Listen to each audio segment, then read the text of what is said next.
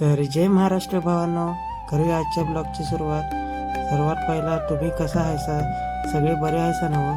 कारण तुम्ही सगळे बरे असाल तरच मी पण बरा असेल.